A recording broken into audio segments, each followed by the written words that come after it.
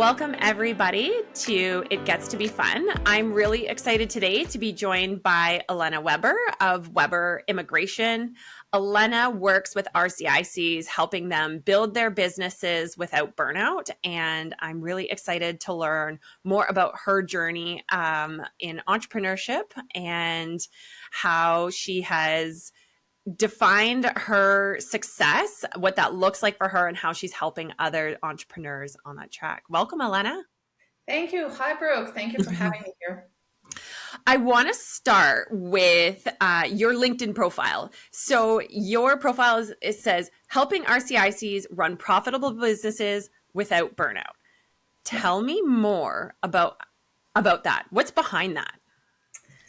Yes, for sure. That actually is such a simple phrase that maybe sometimes you wouldn't really read into it, but I think it really is very important because what it says is that run profitable business. What profitable business is really is that if you are running for profit business, then you probably, chances are, you're interested in drawing some personal profits, personal income from that business. And I just see it so often when RCACs, but just general business owners, they run their businesses and they're just either not drawing any income or not drawing enough. Like running a $500,000 revenue company and drawing 50,000 per year, like that's not, I think, good enough.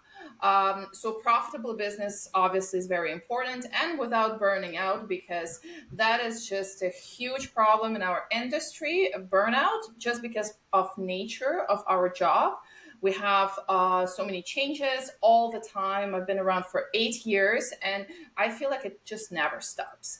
And you have to keep track of those changes. Your clients are relying on you. A lot of times you're acting as a mental health support for your clients. And it's just really mentally heavy to have this job. Also, it's just pretty labor intensive job, right? Because you do hours of consultations, you do submissions, you do the forms, like all the stuff, right? So burnout is a big problem, not only for the owners but also for the clients that you're serving. Because actually yesterday I had a conversation with Phil Mooney, and he said that most of complaints from clients don't happen to new RCACs. Like for the new RCACs, most of the complaints are coming for RCACs that have been practicing between 3 and 8 years.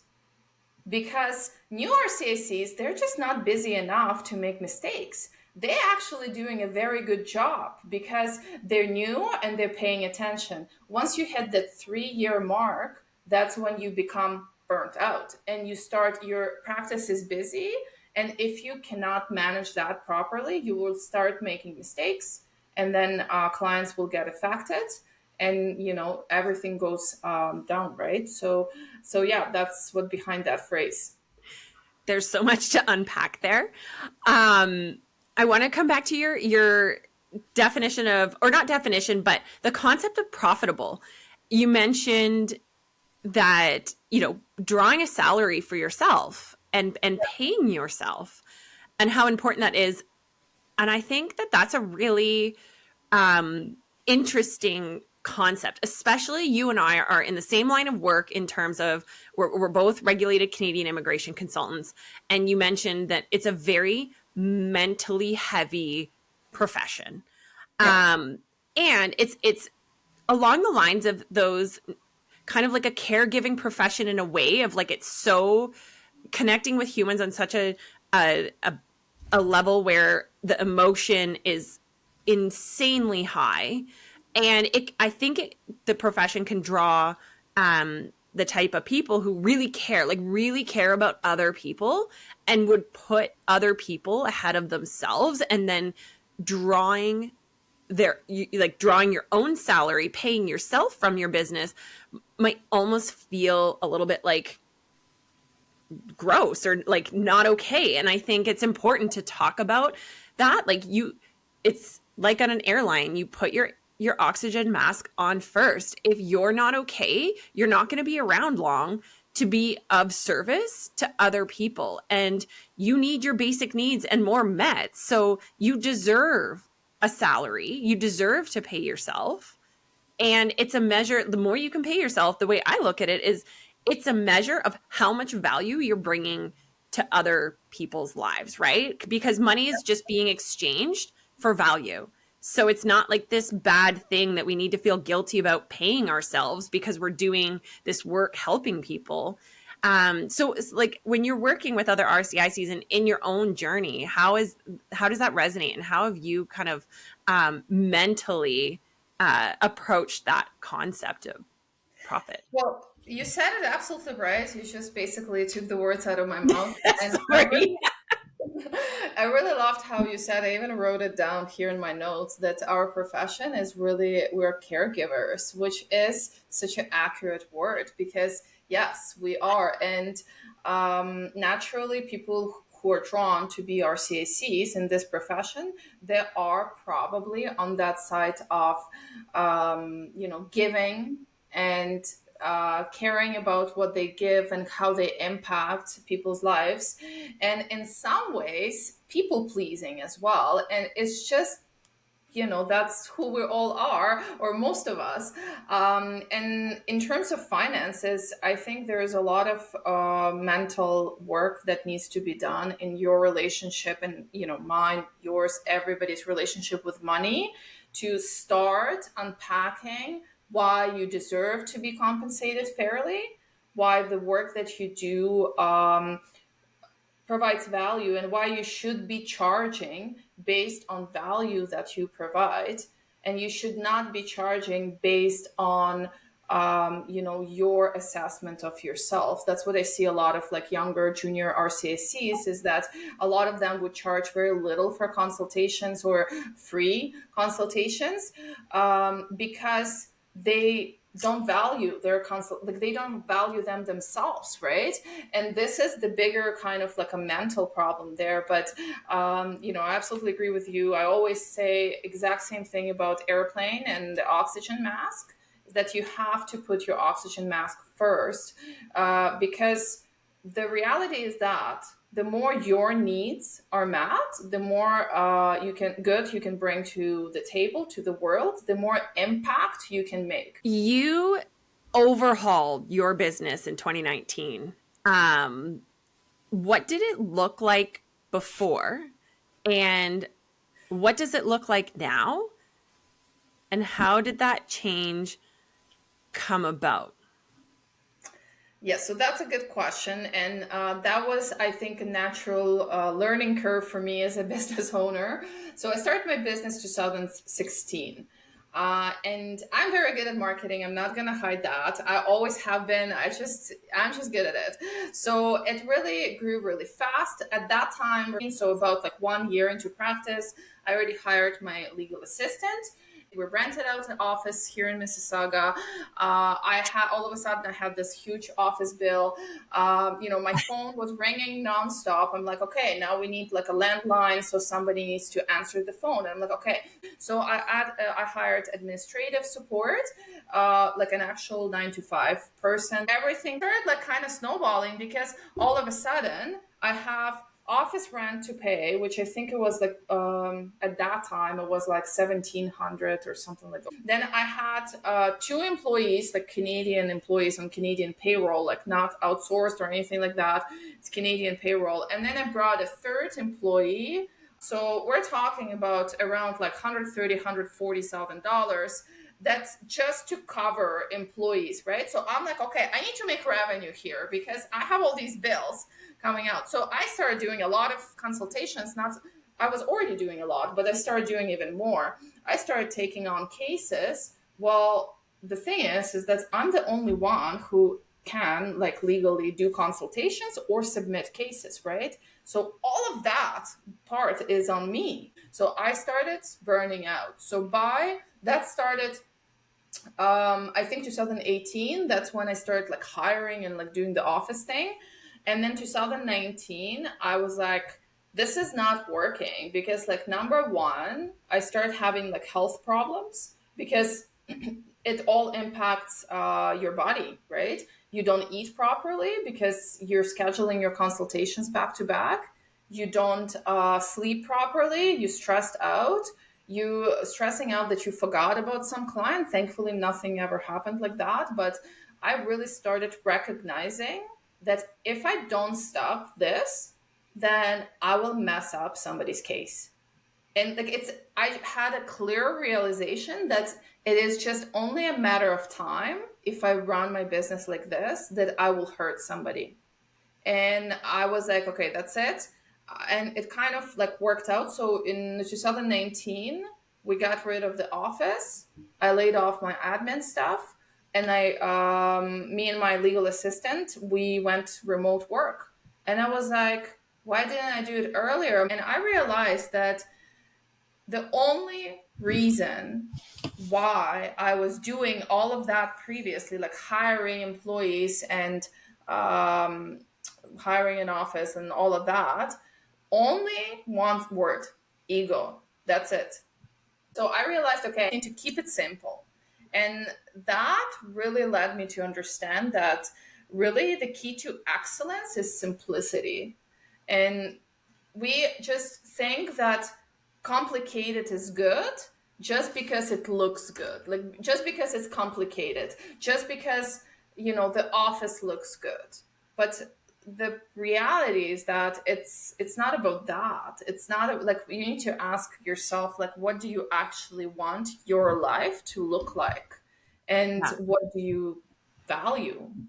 I think that that is really what stands out for me in that story is like, what is your definition of success? Because it Yeah. is your life. So, yes, it might be ego that drives you to the office and the big staff count, but also it's a bit of conditioning of that's what society tells us is the measure of success. Yes. And I think it's really important that the conversation about, hey, that is one definition of success that works for some people, but it doesn't mean if you don't have that, that you can't be successful. And it makes me think of you post an example of, working with another RCIC about looking at their P&L and how the revenue, like top line revenue was lower, but in the second year, but in that second year, the person had actually been able to pay themselves more.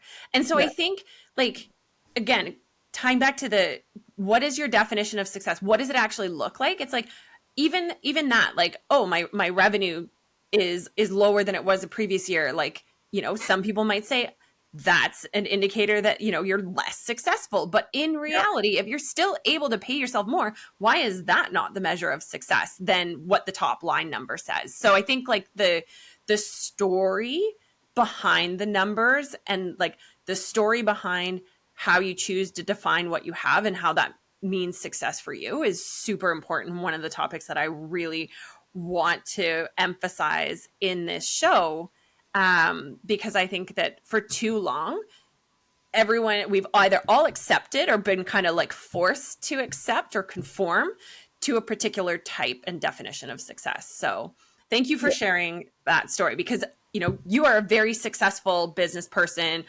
young entrepreneur of the year, award winner. So congratulations on that. And it's a, I think people can really look up to what you're doing and how you're doing it as an alternative to, say, yeah, having that fancy office downtown with that's full of staff.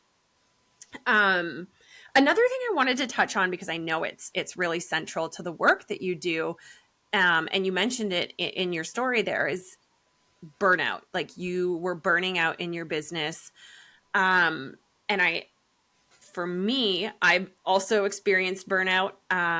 For me, it was when I was working really hard for someone else's, like towards someone else's definition of success.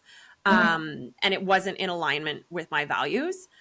How do you, what are the top strategies you use and that you teach to help people avoid burnout?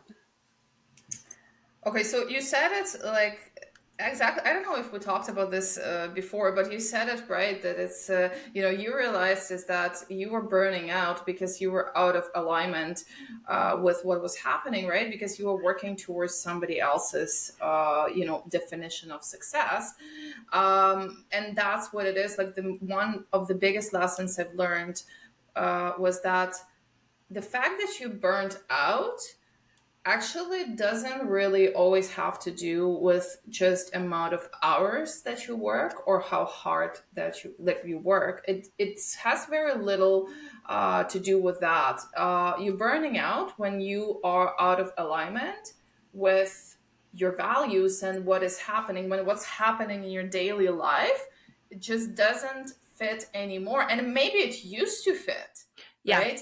But it doesn't fit anymore with your definition. And the problem is that if you don't know what your values are, it's really hard to fix it. So it's a lot of like digging into just yourself, and therapy really helps with that. Yep. um, I have a very well compensated therapist, worth every penny.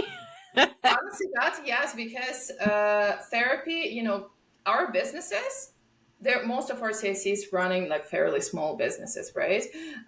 And our businesses are so intertwined. Like whatever happens in your personal life impacts your business, and whatever happens in business impacts personal life. And a lot of time you don't even know where like work stops and personal begins. Especially with me, like my husband is our CAC, so for us it's just like one life, right? There is no like personal and business. So working with therapists really is just number one burnout strategy, and I know a lot of people are hesitant to do that, especially men are hesitant to work with therapists, like statistically, but it is number one definitely strategy. And working like now 3 years I think with therapists really was like business coaching for me, because it's just so much you unpack on why you make certain business decisions the way that you do, and it just really helps. So that's one thing. Another thing is that what I learned is that taking time off is super important when you're burning out, because you need to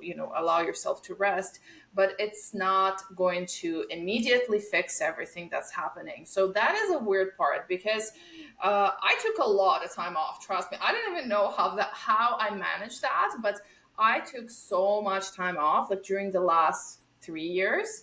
I did not work a lot during the last three years, and still, like our business was great, everything was great, but because I felt like I need to take like 6 months sabbatical and all of my problems would be gone. I need to, go to Europe for 2 months, and after I come back, I'll be a brand new RCAC and I'll enjoy all of my consultations like it used to be 8 years ago. The thing is, it doesn't happen like that. Yes, the rest helps. It does help, but when you come back, you're still in the same daily shoes, and if it's out of alignment, then it's out of alignment, right? Yeah. So it's more of a deeper work. And one thing that is, I think, is a little bit counterintuitive is that you do need to create space for your values, new values probably that you have, because usually people burn out. That's when they transition from kind of like old some value or definition of success or whatever it is to new values, and you need to like allow some space just inside of you to understand what do you want. Honestly, it's just all about that. Yeah. And understanding that you are in charge of your life, and you can literally make your life to look like whatever you want it to look like. There are no frames to it, there are no rules to it. You can do whatever you want with your business and your life. And that's what like empowered me a lot, because one morning I just woke up and I said, I'm not going to submit any more cases. I'm going to figure out how to make money, how to pay the bills, but I'm just not going to submit any more cases, because I literally had this like epiphany of me understanding that what I hate the most, and I know it's crazy because I'm RCAC, but what I hate the most is submitting cases. It's not because I don't want to do it or I don't know how to do it. It's because I feel so much pressure, and I stress out, and I'm like, I can't do it. Like I can't deal. I stress out so much.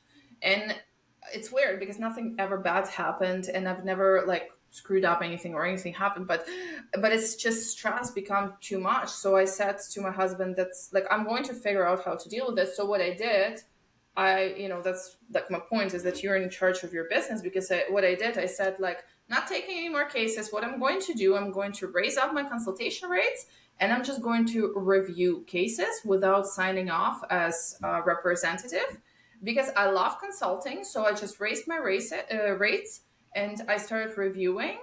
And I just came up with a plan that like only on like just doing 6 consultations per week, I was making 100,000 per year. So just that, just 6 hours. I was working 6 hours per week. That's what I'm saying. I didn't work much, Yeah. I was like, I need to allow myself space to like figure this out, because I know that submission of cases, that's not what makes me happy anymore. But you can, business is a living and breathing thing, and you can always figure out how to adjust it to fit your life and your new definition of success and your new values. Yeah. I think what you said about burnout not necessarily being tied to how much, like how many hours you're putting in, but doing something that's in alignment, and that can shift Yeah. too. Like there's different seasons. Like I'm going through a different season in my business than a couple years ago, Yeah. and I'm probably putting in more hours than ever before, but it's not feeling like burnout because what I'm doing is so aligned with my values, and I'm so passionate and convicted to the vision that I have Yeah. that I'm not experiencing burnout. And it can be working 6 hours a week. It could be working 50 hours a week. I don't Yeah. think that's what's relevant. What's relevant is it working for your life in this season of your life, and is it in alignment with your values, and what's important to you. Exactly. um, Can and I that just also, go ahead. Sorry, can I just like quickly add to that? Is that, yeah, it's absolutely about that working in alignment, and that's, you can guess that that's why I transitioned to business consulting, because I kept asking, and that was not a 1 day process. Like it was literally for 2 years. I kept asking myself, is that what excites you? Where do you want to make a difference, and what keeps you going, or like what's a reason you would wake up in the morning?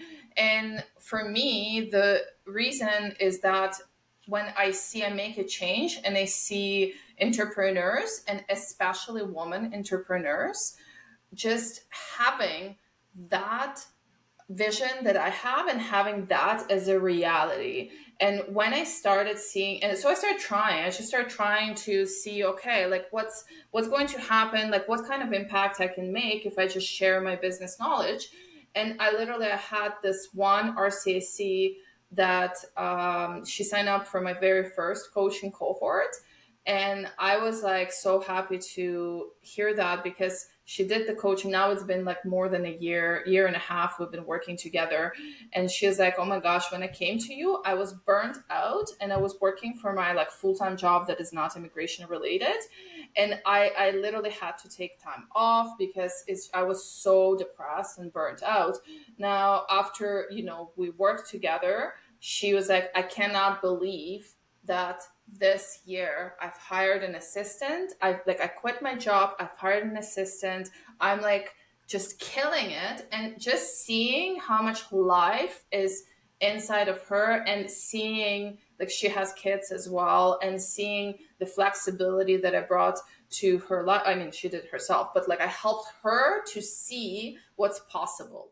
Yeah. And like seeing that, now I'm working like 50 hours per week as well, but it's not work for me, Yeah. right? It doesn't feel like work. Yeah, and it's not that like I work, I work this many hours a week, or I work that many. It's not a badge of honor. It's it's what fuels us. And honestly, for me, one of the biggest shifts was when I had my girls, was and realizing, okay, there are things that are way out of whack. This has to change, because what I spend my time on needs to be things that fuel me, so that it works for my life, so that when I'm not working on my business and serving my clients and my team, I'm showing up in my family the type of mom and partner that I want to be. And I think what you said about helping other people see what's possible, like, and you quickly corrected yourself of like, you didn't do, she did it, but it's really the work that you're doing is really important, because I think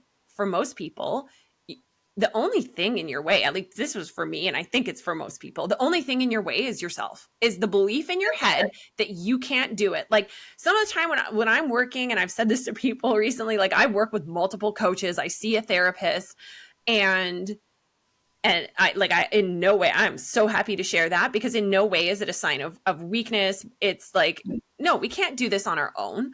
You need those people to hold you accountable to yourself, so that you don't let your internal limiting beliefs stop you from going after what you want. And there's so many times where I'm like, I'm building a software. I am not a technical person. Like I'm not physically building it, it's outsourced. But and there's so many times where I'm like, what am I thinking? Like, who am I to be able to do this? And it's just like, why not? And when we think of those thoughts, they're like, why not? Why are we focused on why it might not work, or why I might not be the person that is going to pull this off?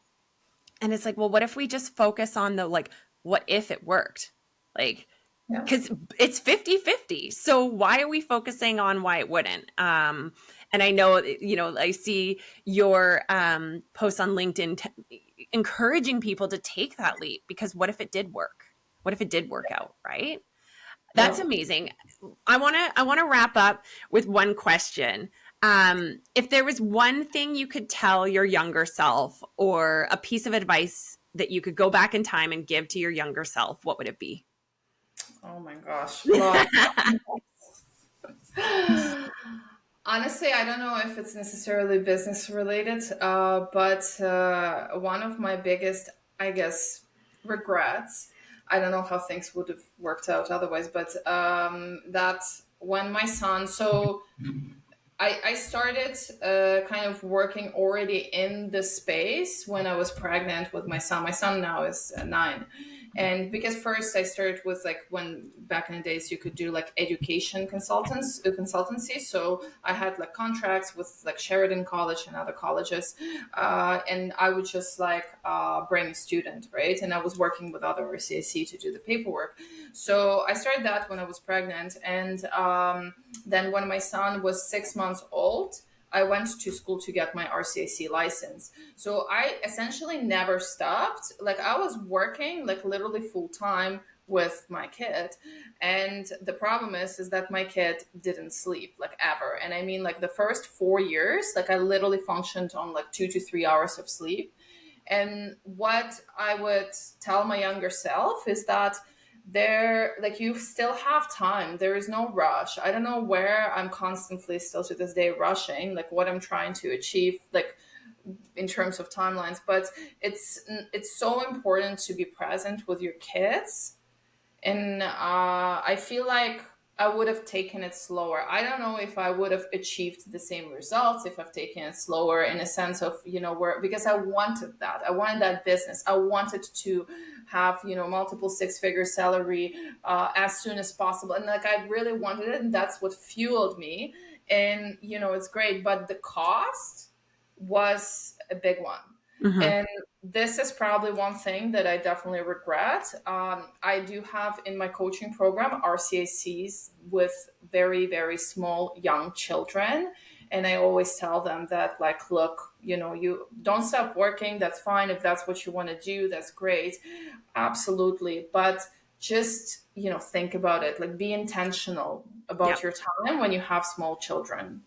Yeah, that's beautiful. I'm going to take that, because mine are almost 3. And yeah, it's that balance is something like no one's ever going to get it right. And so it's like, I love that. Be intentional, so that when you look back, you're like, at least I was intentional about it. Maybe I didn't get it perfect, but I was intentional. I think you were, yeah. And you know what? It's just the last thing is that I don't think I'm kind of a person that would be stay-at-home mom in a sense of like, not like it's bad, it's not bad, but it's just I know that I just can't sit still. I always need something. I don't know if it's like ADHD or something, but I can't still sit still. So I know, and I feel like you're the same. Is that we always need like Yeah. something to entertain us, but it's just intentionality. That's a different kind of subject. Yeah. Yeah. And I think, I mean, I'm the same. I can't sit still. Being like a full-time mom would be the absolute hardest job in the world. Like, I'm not strong enough to do that. I need work. But also I think it's that what is your definition of business success? It's also, what is your definition of being a successful parent? Yeah. I need my work. It allows me to show up in my family in a way that I'm able to be that version of a mom that I want to be. Otherwise, I'm not. So, and that might not be someone else's definition. Someone else might look and be like, why are you working so much? You should be spending more time with your kids. And sure, but that's, again, it's what's your definition of success? It really doesn't matter what other people think. So unless you're breaking the law, then it matters. But otherwise, like, who cares what other people think? Who cares what their definitions of success are, whether it's in parenting or in family, or business, but, defining what you want your life to look like. So congratulations on all of the success in your business, and all of the work that you're doing for others is really, really important. Thanks so much for joining me.